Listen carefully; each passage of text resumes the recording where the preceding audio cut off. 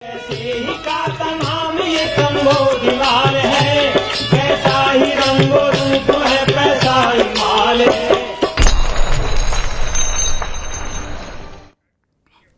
नमस्कार, मैं हूं शुभम शंकधर। आप देख रहे हैं मनी 9 और आज नोएडा से शूट हो रहा है आपका फेवरेट प्रोग्राम मनी सेंट्रल। कल हम थे मुंबई में, आपको पता है दिन भर रहा conclave, financial freedom conclave, money 9 का पहला कॉन्क्लेव, देश का पहला कॉन्क्लेव।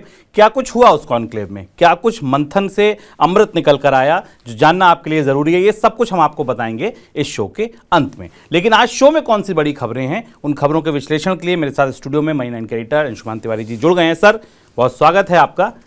और अंशुमान जी से चर्चा शुरू हो उससे पहले आप उन खबरों पर नजर डालिए जिन पर आज चर्चा होगी, जिनका आज विश्लेषण होगा। शुरुआत करेंगे, विदेशी वकील भी अब कर सकेंगे भारत में प्रैक्टिस, मुकदमे लड़ सकेंगे विदेशी फर्म में विदेशी वकील।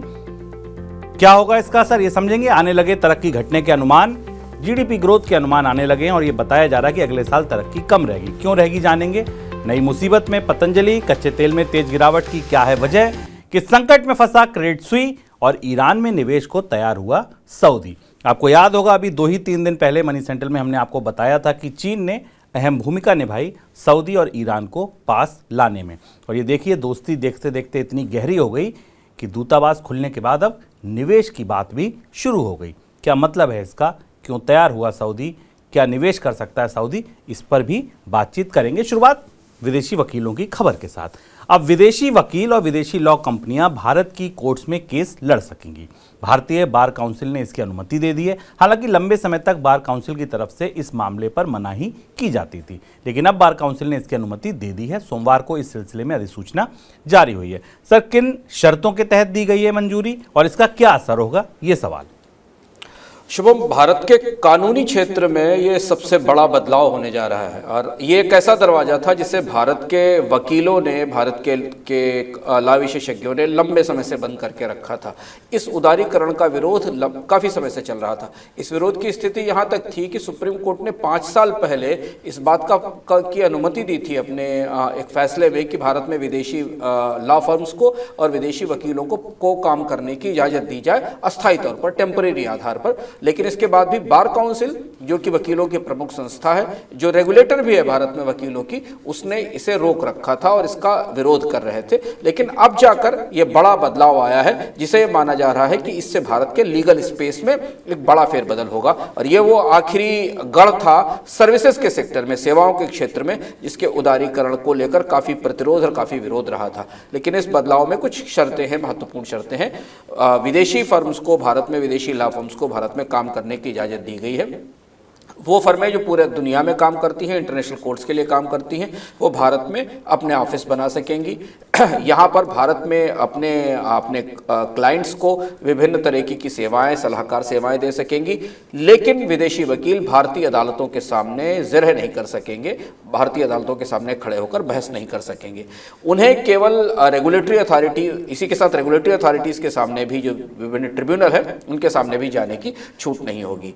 वो प्रॉपर्टी टाइटल के रूट के मामलों में, इन्वेस्टिगेशन के मामलों में काम नहीं कर सकेंगे, लेकिन कॉर्पोरेट और एडवाइजरी फर्म्स के मामले में कंपनियों को मदद देने के लिए की सेवाएं शुरू कर सकेंगे। भारत में वो संयुक्त उपक्रम बना सकेंगे। इंटेलेक्चुअल प्रॉपर्टी को लेकर भी कुछ प्रावधान किए गए हैं। भारत के कानूनी बाजार पर, लॉ बाजार पर दुनिया भर की लॉ फर्म्स की नज़र काफ़ी समय से है और इसकी ज़रूरत इसलिए भी थी शुभम, क्योंकि भारत में बहुत सारी विदेशी कंपनियां काम कर रही हैं जिन्हें अब भारत में के कानून के लिए विदेशी फर्मों की मदद की ज़रूरत पड़ती है और जिसकी इजाज़त भारत का कानून नहीं देता था। विदेशी वकीलों को भारतीय मामलों में अंतर्राष्ट्रीय कोर्ट में जाने की और वहां बहस करने की छूट होगी। चलिए, अब अगली खबर भारत के तरक्की के अनुमान, जीडीपी अनुमानों से जुड़ी। देश की बड़ी रेटिंग एजेंसी क्रिसिल ने वित्त वर्ष 2023-24 के लिए भारत की जीडीपी के अनुमान को जारी किया है। क्रिसिल का कहना है कि 2023-24 में भारत का जीडीपी ग्रोथ का अनुमान 6% रहेगा। देखिए, अगला साल सुस्ती वाला होगा, कमजोरी वाला होगा, ये लंबे समय से चर्चा है, हम ये आपको मनी सेंट्रल में कई बार इसको बता चुके हैं, लेकिन 6% होगा ये पहला अनुमान सामने आया। ये आंकड़ा रिजर्व बैंक के अनुमान से 40 बेसिस पॉइंट कम है। वित्त वर्ष 2023-24 की जीडीपी ग्रोथ के अनुमान के मुकाबले ये 100 बेसिस पॉइंट कम है। रिजर्व बैंक ने 23-24 के लिए 6.4% का अनुमान लगाया है और 22-23 यानी जो मौजूदा साल चल रहा है, जिसके अब सिर्फ 15 दिन बचे हैं, इस साल ये ग्रोथ जो है वो 7% रहने का अनुमान है। तो 7 से 100% का बेसिस पॉइंट कम यानी 6%, और आरबीआई के अनुमान से 40 बेसिस पॉइंट की कटौती है। सर, इस कटौती की वजह क्रिसिल ने क्या बताई? शुभम, साल जैसे जैसे बीतने के करीब है, वित्त वर्ष जैसे खत्म होने के करीब है, अगले वित्त वर्ष को लेकर यानी वित्त वर्ष 2024 को लेकर भारत की आर्थिक विकास दर के आकलनों का डाउनग्रेड या गिरावट शुरू हो गई है। और इस बात की संभावना पिछले साल दिसंबर से जाहिर की जा रही थी। अगर कुछ और आकलन जो पहले आ जाते हैं उन पर अगर आप नजर डालें तो वो आकलन 6% और उससे नीचे के थे। भारत की प्रमुख रेटिंग एजेंसी क्रिसिल ने अपना पहला आकलन जारी किया है जो 6% की आर्थिक विकास दर भारत के लिए अगले साल बताता है। ये पहला शुरुआती आकलन है। अगर आप रिजर्व बैंक के अनुमानों के आधार पर देखें तो ये उससे कम है, 6.4% से। भारत की मौजूदा विकास दर से तो काफी कम है, करीब 1% के आसपास कम है। और इसकी वजह है 2-3 महत्वपूर्ण वजह हैं जिन पर पूरा अगला साल भारत की आर्थिक विकास दर को करीब से देखा जाएगा और परखा जाएगा। सबसे महत्वपूर्ण वजह है कि महंगाई पर नियंत्रण नहीं होता दिख रहा है। महंगाई लगातार बढ़ी हुई है, कच्चे तेल की कीमतें ऊंची हैं, खाद्य महंगाई को लेकर चिंताएं हैं। हम लगातार मनी सेंट्रल में मौसम के असर, महंगाई, अनाज की कीमतों में बढ़ोतरी, दूध की कीमतों में बढ़ोतरी की चर्चा कर रहे हैं। ये एक महत्वपूर्ण चुनौती है, ये एक बड़ी बाधा है जो भारत की आर्थिक विकास दर को 3-4 साल के न्यूनतम स्तर पर लेकर आएगी। अगर आप कोविड के सालों को हटा भी दें, कोविड के दौर को हटा दें, तो भी भारत की आर्थिक विकास दर अगले साल 3-4 सालों के न्यूनतम स्तर पर अगले वित्त वर्ष में आ जाएगी। इसके अलावा दूसरी जो महत्वपूर्ण बात क्रिसिल ने अपने अनुमान में पाई है कि जो रिजर्व बैंक ने पिछले 1 साल में ब्याज दरों में बढ़ोतरी की है उसका असर भारतीय अर्थव्यवस्था पर अगली छमाही में दिखाई देगा।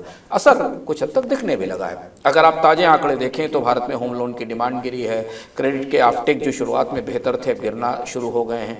धीमे धीमे ब्याज दरों में बढ़ोतरी का असर और क्षेत्रों तक फैलेगा।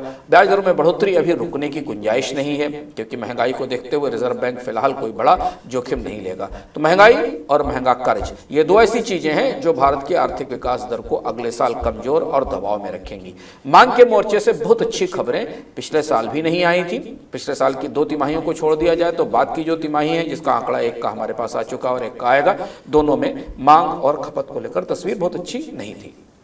अगली खबर पतंजलि फूड लिमिटेड कंपनी से जुड़ी। पतंजलि फूड लिमिटेड के प्रमोटर समूह को शेयर बाजार से तगड़ा झटका लगा है। नेशनल स्टॉक एक्सचेंज और बॉम्बे स्टॉक एक्सचेंज ने पतंजलि फूड में प्रवर्तकों के शेयरों को फ्रीज किया है। इसकी संख्या जो है वो 29 करोड़ 25 लाख शेयरों की है। ये शेयर कंपनी की 80% से ज़्यादा हिस्सेदारी के बराबर है। सर, क्यों फ्रीज किए गए ये शेयर? ये बड़ा फैसला है और पतंजलि के लिए काफी बड़ा झटका है। जैसा शुभम ने आपको बताया, पतंजलि फूड की करीब 21 प्रमोटर एंटिटीज हैं, 21 प्रमोटर एंटिटीज हैं, जिनमें पतंजलि आयुर्वेद भी है, जिन्होंने पब्लिक शेयर होल्डिंग का जो नियम है उसका पालन नहीं किया और इसलिए कंपनी के शेयरों की खरीद बिक्री पर या कारोबार पर को फ्रीज में डाला गया है। भारत में जो सिक्योरिटीज एक्ट के नियम है वो ये कहते हैं कि प्रमोटर्स की holding, minimum public holding public की 25% होनी चाहिए और अभी पतंजलि में जो प्रमोटर्स की होल्डिंग है वो करीब 19% के आसपास है। पिछले साल प्रमोटर्स ने अपना एक फॉलो ऑन पब्लिक ऑफर भी मार्च 22 में जारी किया था, मार्च 2022 में आया था और उसके जरिए इक्विटी को करीब 6.61 करोड़ इक्विटी शेयर्स बेचे गए थे और जिससे प्रमोटर्स की इक्विटी थोड़ी डाइल्यूट हुई थी, लेकिन अभी भी कंपनी 25% की सीमा का पालन नहीं कर पाई है। अब इसे लेकर कंपनी और नियामकों के बीच सवाल जवाब चल रहे थे। पतंजलि फूड्स की तरफ से कहा गया था कि कोविड के कारण, बीच में महामारी के कारण, कामकाज रुकने के कारण ये प्रक्रिया पूरी नहीं हो पाई थी, लेकिन पहली बार हाल फिलहाल के वर्षों में शुभ हमें दिखाई दिया है कि किसी कंपनी के खिलाफ प्रमोटर्स इक्विटी की शर्त पूरी ना करने के कारण या उसे दूसरी तरह से समझें कि जनता को लोगों को पर्याप्त और नियम के मुताबिक हिस्सेदारी न देने के कारण कंपनी के कारोबार पर इस तरीके की सख्ती की गई है और इसे फ्रीज किया गया है। कंपनी की तरफ से अब इसकी का जवाब स्टॉक एक्सचेंज और सेबी को दिया जाएगा। इस बीच प्रमोटरों के शेयर फ्रीज किए जाने के बीच पतंजलि फूड ने यह कहा है कि इस कदम से कंपनी के कामकाज पर कोई असर नहीं पड़ेगा और वो अप्रैल में एफपीओ लाने की प्रक्रिया शुरू करेगी ताकि पब्लिक शेयर होल्डिंग को बढ़ाकर 25% किया जा सके। अगली खबर कच्चे तेल से जुड़ी। कच्चे तेल में काफ़ी दिनों बाद ऐसी तेज गिरावट देखने को मिली। आज हालांकि हल्की रिकवरी जरूर है, लेकिन बुधवार को दिन में बड़ा बुरा हाल था। विदेशी बाजार में कीमतों में भारी गिरावट देखने को मिली। भाव 15 महीने के निचले स्तर तक आ गए। बुधवार को ब्रेंट क्रूड की कीमत $72 के नीचे तक फिसल गई थी। $72 प्रति बैरल के भी नीचे भाव देखा गया, जो दिसंबर 2021 के बाद सबसे कम भाव था। फिलहाल ब्रेंट क्रूड का भाव $74 के नीचे है। दुनिया भर में आर्थिक मंदी फैलने की आशंका और कच्चे तेल की सप्लाई में हुई बढ़ोतरी की वजह से कीमतों पर दबाव देखने को मिल रहा है। सर, ऑयल में गिरावट को देख के अगर इसकी रोशनी में हम देखें तो मंदी के किस तरीके के आकलन सामने आ रहे हैं? ये सबसे चौंकाने वाला घटनाक्रम था। इस घटनाक्रम के कई सारे तार हैं। तेल की कीमतों का नीचे जाना, $72-73 के नीचे जाना बड़ा झटका था दुनिया के बाजार में और एक तरह से मंदी की आवाज लगने लगी थी। अगर आज भी आप देखें तो ब्रेंट में तो हमें थोड़ी रिकवरी दिखाई देती है, पर WTI आज भी $70 के नीचे है। अभी जो WTI का रेट है वो करीब करीब इस समय 67 से $68 के बीच में है, यानी WTI तो और नीचे टूटा हुआ है, जो अमेरिका का क्रूड महत्वपूर्ण क्रूड है और नॉर्थ अमेरिका का सबसे बड़ा क्रूड सूचकांक है। जैसे जैसे ब्याज दरों में बढ़ोतरी की संभावना, बैंकों की असफलता और फेल होने की चुनौतियां बढ़ रही हैं, जिस पर हम लगातार चर्चा कर रहे हैं, आगे भी चर्चा करेंगे। सबसे ज्यादा बड़ा असर कच्चे तेल के बाजार पर पड़ रहा है। कच्चा तेल का बाजार मंदी को लेकर सबसे ज्यादा सेंसिटिव है। ये माना जा रहा है कि दुनिया में अगर मंदी काफी ताकत के साथ आती है तो इसका असर कच्चे तेल की मांग पर पड़ेगा और इस वजह से कच्चे तेल के बाजार में तेज गिरावट आई। हालांकि दूसरी तरफ ओपेक देशों का मानना था कि इस साल मांग बढ़ेगी, चीन की तरफ से नई डिमांड भी आएगी बाजार में, पर उसके बावजूद की बाजार चीन की अर्थव्यवस्था में रिकवरी की उम्मीद दिखाई दे रही है। कच्चे तेल को लेकर सेंटीमेंट बाजार में काफी खराब है। सर, कच्चे तेल का एक रिश्ता क्या एसवीबी बैंक की क्राइसिस से भी निकलता है और क्या इस क्राइसिस का हल अब निकाल लिया गया है?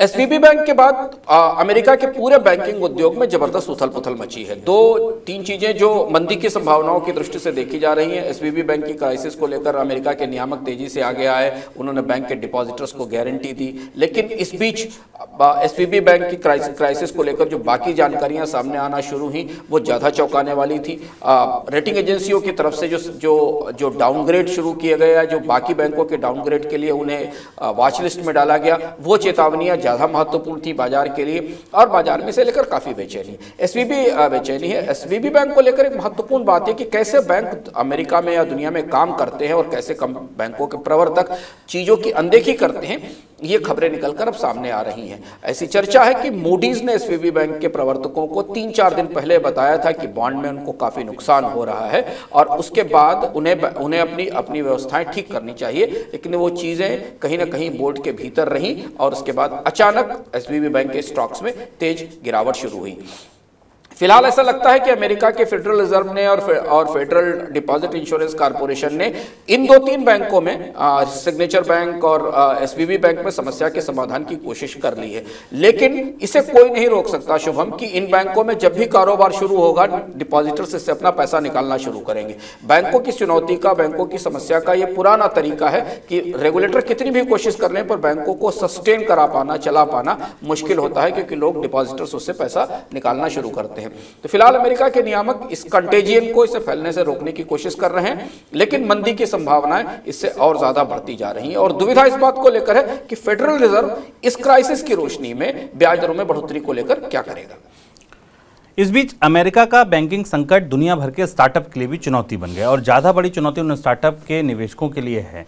दुनिया भर में स्टार्टअप को फंडिंग करने वाले जापान के सॉफ्टबैंक को आने वाले दिनों में मुश्किलों का सामना करना पड़ सकता है। आशंका जताई जा रही है कि अमेरिकी बैंक संकट की वजह से सॉफ्टबैंक के शेयरों में गिरावट आई है।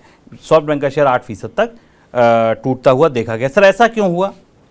पूरे स्टार्टअप इकोनॉमी के लिए सबसे बड़ा कंटेजियन है। अगर आप इसका असर देखें एसवीबी बैंक के फेल्योर का, क्योंकि एसवीबी बैंक भारत से लेकर यूरोप तक और दुनिया भर में जो स्टार्टअप इकोनॉमीज थी उनको कर्ज देने में या प्राइवेट इक्विटी के बदले कर्ज देने में सबसे आगे था। सॉफ्टबैंक ने जिन कंपनियों में शेयर में निवेश कर रखा है स्टार्टअप इन्वेस्टर के तौर पर, एंजल इन्वेस्टर के तौर पर, उन कंपनियों पर एसवीबी बैंक के विघटन का, इसके फेल्योर का असर पड़ा है और ये माना जा रहा है कि उन्हें आने वाले समय में फंड्स में दिक्कत होगी। अब यहाँ दो तरीके के निवेशक हैं, वो निवेशक जो सॉफ्ट बैंक में निवेश करते हैं और ये मानते हैं कि सॉफ्ट बैंक ने उन कंपनियों में निवेश किया था जहां संभावनाएं अच्छी थी, अगर उन्हें आने वाले समय में एसवीबी बैंक जैसे बैंक से पूंजी नहीं मिलेगी तो वो स्टार्टअप संकट में होंगे और वो संकट हमें चारों तरफ दिख रहा है और उसका असर हमें सॉफ्ट बैंक के स्टॉक पर दिखाई पड़ा क्योंकि उसका सेंटिमेंटल असर सॉफ्ट बैंक के पर पड़ा है। हमें ये पता है कि सॉफ्ट बैंक पिछले 1-2 साल से मुश्किल में है, लगातार अपने निवेश को घटा रहा है और कम कर रहा है। दूसरी चीज और महत्वपूर्ण यह समझना यह है कि पूरे स्टार्टअप स्पेस में और बैंकिंग के स्पेस में एक और बड़ी मुसीबत यह है कि फेडरल रिजर्व आने वाले समय में अपने ब्याज दरों में कितनी बढ़ोतरी करेगा। जैसे इतने संकट के बाद जब हम इस कार्यक्रम को अभी रिकॉर्ड कर रहे हैं तो अभी तत्काल यूरोपियन सेंट्रल बैंक की तरफ से खबर आई है कि यूरोपियन सेंट्रल बैंक ने करीब 50 बेसिस पॉइंट की रेट राइज जो प्रेडिक्ट की थी, 50 बेसिस पॉइंट की बढ़ोतरी कर दी है ब्याज दरों में। यानी इस सारे संकट के बाद भी दुनिया के प्रमुख केंद्रीय बैंक ब्याज दरों में बढ़ोतरी से हिचक नहीं रहे, पीछे नहीं हट रहे हैं। और अगर यूरोपियन सेंट्रल बैंक की बढ़ोतरी को आप करीब से देखें तो ऐसा लगता है कि अमेरिका में फेडरल रिजर्व भी ब्याज दरों में बढ़ोतरी करेगा अपनी अगली बैठक में, और अगर वो बढ़ोतरी होती है तो फिर स्टार्टअप स्पेस के लिए पूंजी की दिक्कत और ज्यादा हो जाएगी। बाकी बैंकों के लिए तो चुनौतियां जो होंगी वो सामने आएंगी। चलिए अब आगे बढ़ते हैं और रुख करते हैं दिन की सबसे बड़ी खबर का।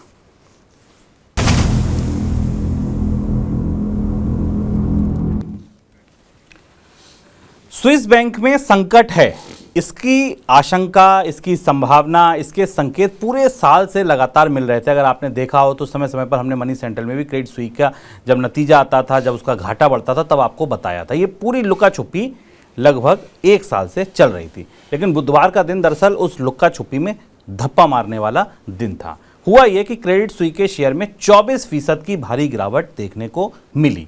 संकट गहरा था। क्यों आए ये संकट, ये अंशुमान जी से समझेंगे, लेकिन हाँ, बाद में स्विट्जरलैंड के सेंट्रल बैंक के बीच में आया, बचाव किया और उसने क्रेडिट स्विस को $54 अरब का चेक दे दिया, राहत दे दी कि भाई ये लोग कर्ज लो, जैसे तैसे जो तुम फंस गए हो उभरो। दूसरा सवाल यहीं से खड़ा होता है, क्या इस मदद के बाद वो उभर पाएगा, ये पूछेंगे। आज क्रेडिट स्विस के शेयर में उछाल जरूर आ गया इस खबर के बाद सेंटीमेंट था कि ठीक है भैया, पैसा मिल गया है, यहाँ थोड़े दिन की और राहत मिल सकती है। लेकिन पिछले 1 साल के दौरान बैंकों को लगातार घाटे का सामना करना पड़ रहा है, उसके लिए कई सारी चुनौतियां सामने आ गई हैं। साल भर में क्रेडिट स्विस का शेयर 75% तक टूट चुका है। क्रेडिट स्विस ने $54 अरब का कर्ज लेने का ऐलान किया है। क्रेडिट स्विस का ताजा संकट की वजह क्या है, यहां से अब हम अपनी बातचीत शुरू करते हैं। सर, पहला सवाल यह कि ताजा संकट, इसकी वजह क्या है? शुभम, क्रेडिट स्विस के इतिहास के बारे में आपने बताया। क्रेडिट स्विस पिछले 1 साल से तरह तरह के घोटालों में, एसेट लायबिलिटी मिसमैच में, अपने निवेशकों के रूठने और बैंक में ज्यादा पैसा रखने वाले निवेशकों की बेरुखी का शिकार और परेशान रहा है। और इस बैंक की समस्या लगातार गहरी होती रही है। रह रहकर इस बात की संभावना जाहिर की जाती रही है कि क्रेडिट स्विस किसी भी छोटे मोटे बैंकिंग तूफान में शायद टिका नहीं रह पाएगा, और वैसा ही हुआ। हालांकि इस घटनाक्रम को आप एसवीबी बैंक से जोड़ भी सकते हैं और नहीं भी जोड़ सकते हैं। क्रेडिट स्विस में जो सबसे बड़ा निवेशक है, जो सबसे ज्यादा क्रेडिट स्विस को फंड देता है, वो सऊदी अरब का नेशनल बैंक है। सऊदी अरब क्रेडिट स्विस के साथ, इस स्विस बैंक के साथ बड़ा कारोबार करता है। यह खबर आई 2 दिन पहले कि सऊदी अरब ने स्विट्जरलैंड के बैंक को अतिरिक्त पैसा देने से इनकार कर दिया है, सऊदी अरब के बैंक ने। हालांकि सऊदी अरब के बैंक ने कहा कि क्रेडिट स्विस की तरफ से कुछ मांगा नहीं गया था, लेकिन इस बयान के बाद ऐसा हुआ कि अचानक बाजार में घबराहट फैल गई, क्योंकि निवेशकों को पता था कि क्रेडिट स्विस बैंक की बैलेंस शीट में गहरा दबाव है, कंपनी को ब्याज दरें बढ़ने के कारण बॉन्ड मार्केट में नुकसान हो रहा है, और उस वजह से कंपनी के स्टॉक्स एकदम तेजी से बुरी तरह टूटे और ये यूरोपीय बैंकिंग अचानक बड़े संकट में आ गई। क्रेडिट स्विस के बारे में लोगों को मालूम था, निवेशकों को पता था, लोग उससे दूरी बना रहे थे, लेकिन यह खबर सबसे बड़े निवेशक की, सबसे बड़े फंड देने वाले बैंक के हाथ खींचने के बाद ऐसा नतीजा सामने आया, और उसके बाद बाजार में बेहद जबरदस्त बेचैनी फैली, और उसके बाद दुनिया भर के निवेशकों को, दुनिया भर के रेगुलेटर्स को आगे बढ़कर आना पड़ा। अमेरिका ने के फेडरल रिजर्व ने बैंकों के एक्सपोजर पर बात करनी शुरू की। दुनिया के बाकी बैंक जो क्रेडिट स्विस के साथ काम कर रहे थे, उन्होंने अपने रिश्तों की समीक्षा शुरू की। क्रेडिट स्विस के जो क्रेडिट डिफॉल्ट स्वैप हैं, यानी क्रेडिट स्विस के डिफॉल्ट होने के खतरे को हेज करने वाली जो प्रतिभूतियां हैं, उनके प्रीमियम बहुत तेजी से बढ़ गए और तब से ये बेचैनी आज 2 दिन से ज़्यादा होने आ रहे हैं। परिस्थितियां सुधरने का नाम नहीं ले रही हैं। सर, ये जो मदद मिली है क्रेडिट स्विस को, इस मदद से उबर पाएगा बैंक? एक किस्म का ब्लैंक चेक है और स्विट्जरलैंड के नेशनल बैंक की तरफ से ऐसा काम पहली बार किया गया है। आमतौर पर यूरोप के बैंक के केंद्रीय बैंक अपने प्राइवेट बैंकों को मदद के लिए बेल आउट नहीं देते हैं, इस तरह से सीधे बेल आउट नहीं देते। अमेरिका में जब बहुत बड़ा संकट आया था 2008 में, तब बेल आउट दिया गया था। बाकी देशों में इस तरीके के बेल आउट दिए जाते रहे और वो बेल आउट भी देने का तरीका कुछ दूसरे बैंकों के जरिए बैंकों को उबारने का होता है। जैसे कि आप देखिए, ब्रिटेन की सरकार के दखल पर HSBC बैंक ने SVB बैंक की यूके की इकाई का अधिग्रहण किया। तो ये जो $54 अरब का ब्लैंक चेक दिया गया है, ये क्रेडिट स्विस बैंक को थोड़े समय के लिए अपने संकट को दूर करने में, बचाए रखने में मदद करेगा। लेकिन ज्यादातर लोग ये मानते हैं, शुभम, और पुराना इतिहास भी बैंकों के संकट का देखें, कि जब बैंक एक बार इस स्थिति में पहुंच जाते हैं कि उन्हें कर्ज लेने, बड़े बैंकों को अपनी साख बचाने के लिए, अपने को डिफॉल्ट होने से रोकने के लिए, अपनी देनदारियां चुकाने के लिए बड़े कर्ज लेने की जरूरत पड़ती है, तो चीजें सुधरती नहीं है।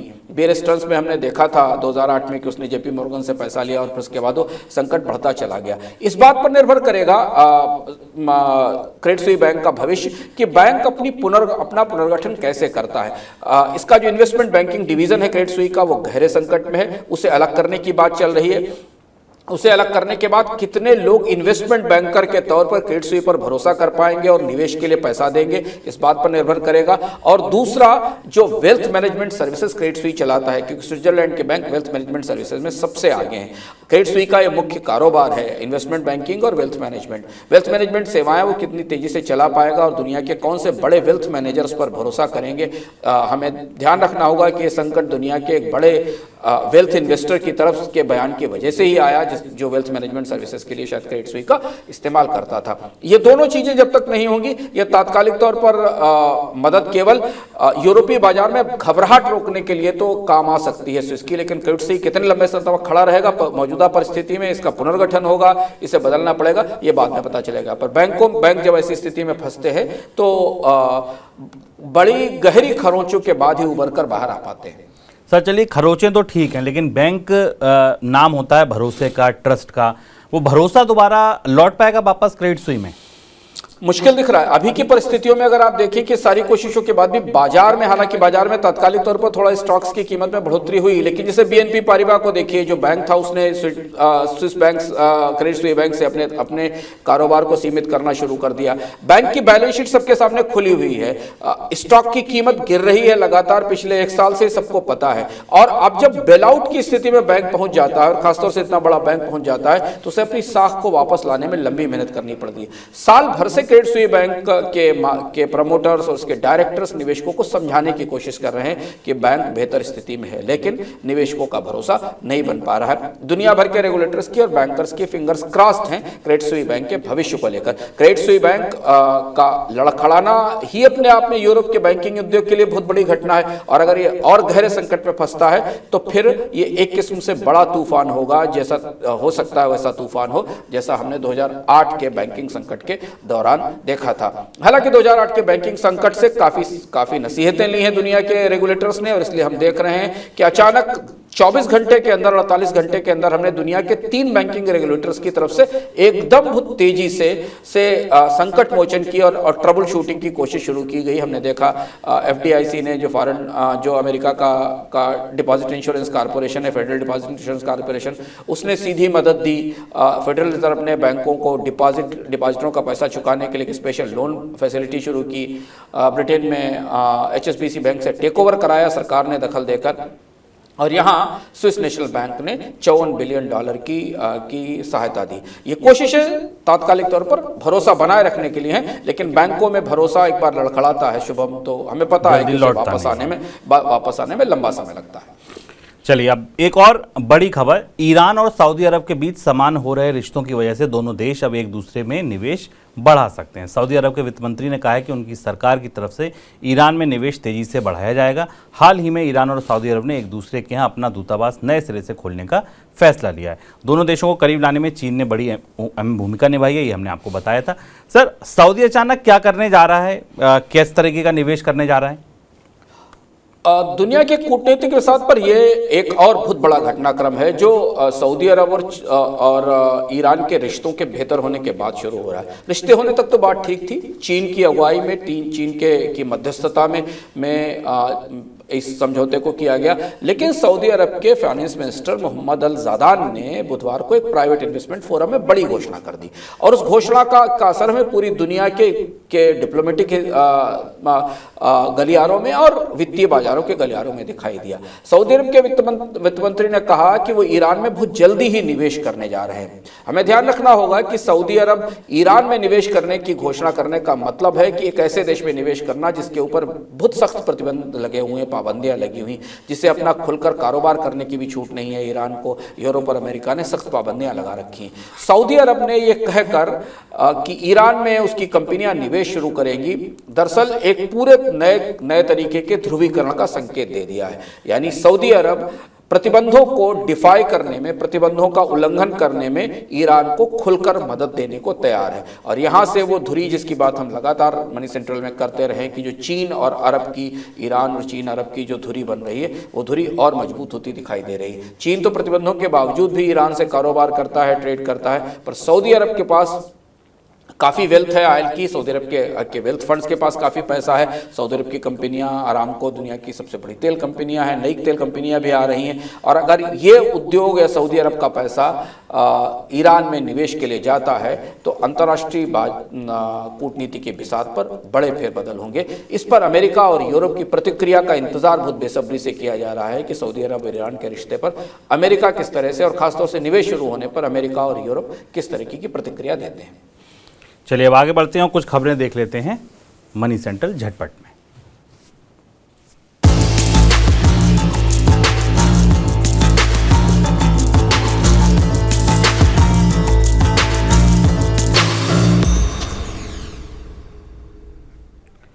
आईकेयर स्टार्टअप लेंसकार्ट को अबू धाबी से बड़ा निवेश मिला है। कंपनी की तरफ से कहा गया है कि अबू धाबी इन्वेस्टमेंट अथॉरिटी यानी ADIA ने लेंसकार्ट में $50 करोड़ का निवेश किया। ये निवेश $4.5 अरब की मार्केट कैप पर हुआ है। अगली खबर mutual fund company Franklin Templeton से। फ्रैंकलिन टेम्पल्टन के अधिकारी सरकार की जांच एजेंसी ED की रडार पर हैं। गुरुवार को ED ने कंपनी के पूर्व और मौजूदा अधिकारियों पर छापेमारी की। ED का तलाशी अभियान मुंबई और चेन्नई में एक साथ चलाया गया। फ्रैंकलिन टेम्पल्टन और इससे जुड़े प्रमोटर्स के खिलाफ PMLA एक्ट के तहत जांच चल रही है, जिस सिलसिले में ये छापेमारी हुई है। कोरोना का हवाला देकर फ्रैंकलिन ने अप्रैल 2020 में अपनी 6 डेट स्कीम को बंद करके 3 लाख निवेशकों को झटका दिया था। सर, कोई टिप्पणी आपकी? ये ईडी की जांच म्यूचुअल फंड उद्योग में किसी एजेंसी की जांच पड़ताल में सीधा बड़ा दखल है और केंद्रीय जांच एजेंसी का ईडी का बड़ा दखल है। अभी तक ये जांच पड़ताल म्यूचुअल फंड इंडस्ट्री के संदर्भ में आमतौर पर सेबी करता है और यहाँ जांच किस चीज की जा रही है वो ज्यादा महत्वपूर्ण है। जांच इस बात का, और जो छापे पड़े हैं वो इस मामले में पड़े हैं कि फ्रैंकलिन टेम्पल्टन ने जब 2020 अप्रैल में अपनी स्कीमें बंद की थी, उससे पहले इसके ऑफिशियल्स ने 6 डेट स्कीम से या 6 कर्ज फंड से, जो डेट फंड थे, उनसे अपना पैसा वापस निकाल लिया था। यानी उन्होंने अपने पास जो उपलब्ध जानकारी थी उसका इस्तेमाल करते हुए अपने निवेश को सुरक्षित किया, निवेशकों के निवेश को सुरक्षित नहीं किया और इसलिए ये बड़ा घोटाला था जो सामने आया था फ्रैंकलिन टेम्पल्टन के तौर पर। और यहाँ ईडी की जांच शुरू होने के साथ म्यूचुअल फंड उद्योग में खासी खलबली रहेगी। पिछले 1 महीने के भीतर म्यूचुअल फंड उद्योग में कई सारी ऐसी बड़ी घटनाएं हुई हैं, खासतौर से एक्सिस म्यूचुअल फंड के घोटाले को लीजिए कि म्यूचुअल फंड उद्योग में अब काफ़ी सनसनी है और काफ़ी अलग अलग तरीके के घटनाक्रम इस उद्योग को हिला भी रहे हैं और नए तरीके की चुनौतियों के लिए तैयार कर रहे हैं। चलिए, तो ये था हमारा आज का मनी सेंट्रल। अब जैसा आपसे वादा किया था, आपको बताते हैं कि कल जो पूरे दिन हम लोग फाइनेंशियल फ्रीडम समिट में थे, मनी 9 के देश के पहले फाइनेंशियल फ्रीडम समिट में थे, वहाँ कुछ खास था। सर, शुरुआत आपने ही की थी, पहला पैनल आप ही थे, आप ही के साथ राधिका गुप्ता जी थी। कहाँ से शुरुआत हुई, क्या कुछ निकल के आया ऐसा जो नोट कर लिया जाए, गांठ बांध ली जाए छोटे निवेशकों के लिए? शुभम में फाइनेंशियल फ्रीडम समिट मनी 9 के पर्सनल फाइनेंस सर्वे से निकल कर आया था। पर्सनल फाइनेंस सर्वे को हमने अपने दर्शकों के साथ बांटा था, उस विस्तार से उसके बारे में वीडियोस किए थे और शो भी किया था, जिसने बताया था कि भारत में करीब 69% परिवार ऐसे हैं जो वित्तीय रूप से असुरक्षित हैं। कोविड के दौरान उनकी वित्तीय सुरक्षा खुलकर सामने आ गई थी, उनके पास बचते नहीं हैं, उनके पास बीमा नहीं है। और इसे लेकर हम बॉम्बे में मुंबई में जो भारत के बड़े वित्तीय विशेषज्ञ हैं उनके सामने गए थे और उनसे समझने की कोशिश की थी इस फाइनेंशियल फ्रीडम समिट के जरिए कि भविष्य की रणनीति क्या हो सकती है, वित्तीय सुरक्षा कैसे निर्धारित की जाए। और राधिका गुप्ता जो कि एडवाइस की एमडी और सीईओ हैं और भारत की बड़ी फंड मैनेजर है, एमफी की वाइस चेयरपर्सन हैं, उन्होंने एक बड़ी महत्वपूर्ण सलाह दी और उनका एक कहना था कि भारत के पूरे स्पेस में निवेश की क्रांति शुरू हो रही है, लेकिन उसके लिए निवेशकों को धैर्य के साथ अपने निवेश उत्पादों को चुनने की ज़रूरत होगी और वो चुनाव वे अपनी क्षमताओं के साथ अपनी ज़रूरतों के हिसाब से कर सकते हैं। उन्होंने ये भी सिखाया, ये भी बताया कि म्यूचुअल फंड उद्योग का भविष्य ही भारत में महत्वपूर्ण निवेश का भविष्य है और इसलिए जितनी समझदारी के साथ आप यहाँ से निवेश शुरू करेंगे, वित्तीय सुरक्षा वहाँ से आएगी। उनका ये भी कहना था कि भारत का वित्तीय समावेशन या फाइनेंशियल इंक्लूजन ढांचा इस तरीके का है कि अब इसे वित्तीय सुरक्षा की तरफ ले जाया जा सकता है। इसके बाद एक म्यूचुअल फंड का पैनल भी हुआ था जिसमें देश के बड़े दिग्गज इन्वेस्टर्स, एक्सपर्ट्स हमारे साथ जुड़े थे। एसबीआई म्यूचुअल फंड से, निपॉन म्यूचुअल फंड से, ट्रस्ट म्यूचुअल फंड से, वाइज इन्वेस्ट के सीईओ हमारे साथ जुड़े थे। वहाँ से जो निवेशकों के लिए निकल के आई खास बातें, वो 3 खास बातें थी जो उद्योग के लिए और छोटे निवेशकों के लिए थी। उन्होंने कहा कि जो रीच है वो टियर 2, टियर 3 सिटीज़ तक इसलिए नहीं पहुँच पा रही है क्योंकि म्यूचुअल फंड का जो डिस्ट्रीब्यूशन नेटवर्क है अभी उतना पुख्ता, उतना मजबूत नहीं है जो निवेश को, जो म्यूचुअल फंड की बात को लोगों तक पहुंचा सके। लेकिन हाँ, ज़रूरी निवेश है तो देर सवेर आपको पहुंचाना तो पड़ेगा ही और लोगों को जोड़ना भी पड़ेगा।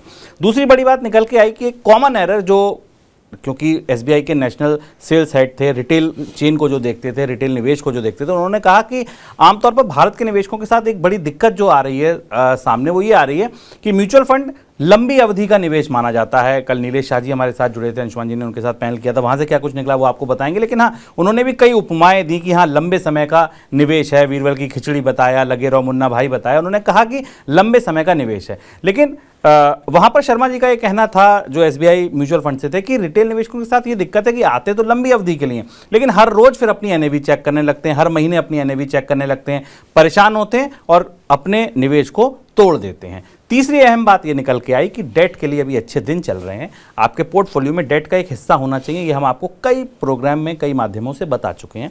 लेकिन हाँ, वो डेट का हिस्सा अगर आप डेट म्यूचुअल फंड के माध्यम से रखेंगे तो वो बेहतर होगा। वो बेहतर इसलिए होगा क्योंकि डेट म्यूचुअल फंड में कुछ ऐसे एडवांटेज हैं जो आपको और दूसरे डेट विकल्पों में, चाहे वो पीपीएफ हो, चाहे वो पीएफ हो, चाहे वो बैंकों में एफडी हो, एनएससी हो, छोटी बचत योजनाएं हो, जो उनमें नहीं मिलते हैं। तो ये 3 बड़ी बातें उस म्यूचुअल फंड के पैनल से निकल के आई। सर, क्या कुछ निकल के आया फिनटेक के पैनल से?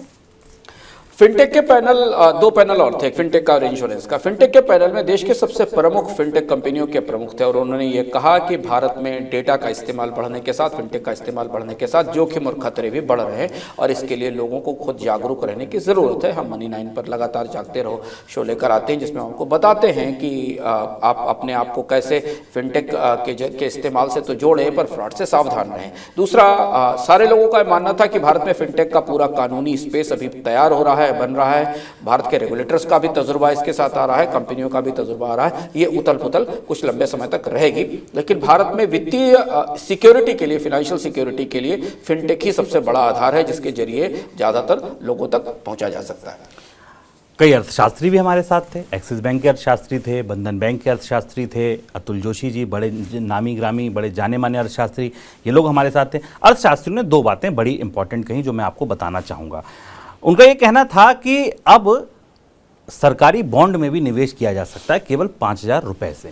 तो जो लोग, अगर उनको बेहतर ब्याज मिल रहा है, एफडी से ज़्यादा सरकार के बॉन्ड में मिल रहा है, जो जब ब्याज दरें नीचे घटनी शुरू भी होंगी तो भी वो सबसे बाद में वहीं पर घटेंगी, तो ये ज़रूरी है कि रिटेल निवेशक अब उसके प्रति भी जागरूक हों। वो ये जाने, ये समझें, ये माने कि हाँ भाई, ये आने वाले दिनों में अगर गोल्ड बॉन्ड भी एक ऐसा निवेश विकल्प है, जितने हम सिक्योरिटी के साथ एफडी में पैसा डालते हैं, पीपीएफ में पैसा डालते हैं, उतनी ही सिक्योरिटी के साथ, क्योंकि उसके पीछे भी वही सरकार खड़ी होती है कर्ज लेने, जो छोटी बचत योजनाओं के पीछे खड़ी है। तो वहाँ भी आप एक इस निवेश विकल्प को तलाशें और उस निवेश विकल्प का फ़ायदा उठाकर अच्छा रिटर्न कमाएं। एक और इम्पॉर्टेंट चीज़ जो वहाँ से निकल के आई वो ये कि लोगों को ये समझना चाहिए कि कोई भी निवेश, कोई भी रिटर्न बिना जोखिम के नहीं आता। तो जोखिम से ना डरें, वो सिर्फ बाजार को, शेयर बाजार को सट्टे की तरह ना लें, शेयर बाजार को ऐसे ना लें कि पैसा डूब जाता है। उन्होंने ये भी कहा कि भाई महंगाई भारत में चिरंतन है, महंगाई ऊंची रहती है, ऊंची है।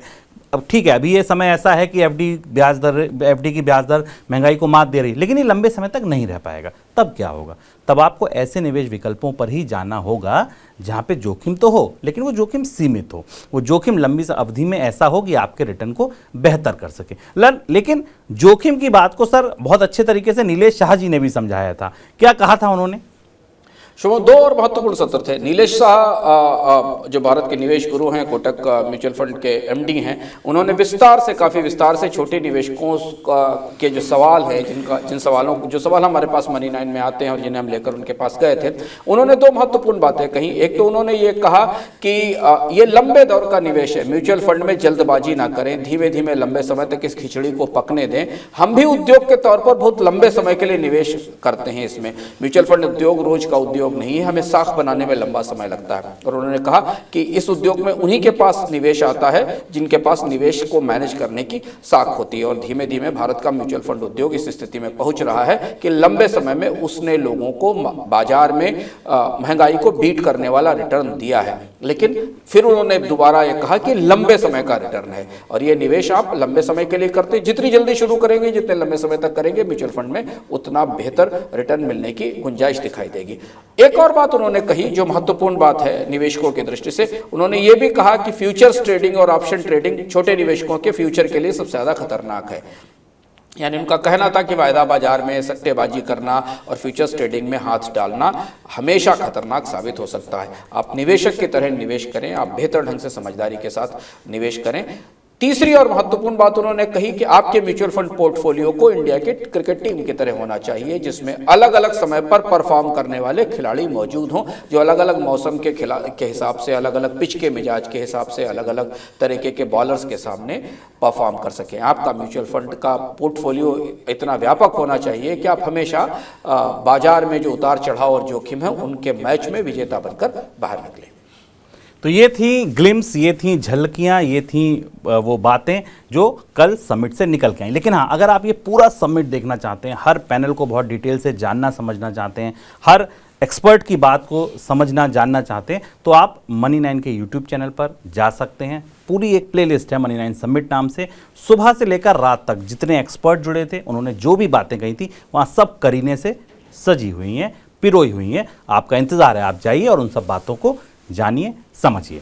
फिलहाल मनी सेंट्रल में इतना ही, लेकिन आपको एक चलते चलते जरूरी जानकारी और दे दूं। कल हेलो मनी 9 में हमारे साथ होंगे डॉक्टर रवि सिंह। आपके शेयर बाजार से जुड़े अगर कोई सवाल हैं, कौन सा शेयर खरीदें, कौन सा शेयर ना खरीदें, किन से दूर रहें, जो खरीद रखें उनको बेचें ना बेचें, शेयर बाजार कहाँ जा रहा है, क्या होगा क्या नहीं होगा, शेयर बाजार से जुड़ा कोई भी सवाल है, डॉक्टर रवि सिंह कल हमारे साथ हैं दोपहर 2 बजे से।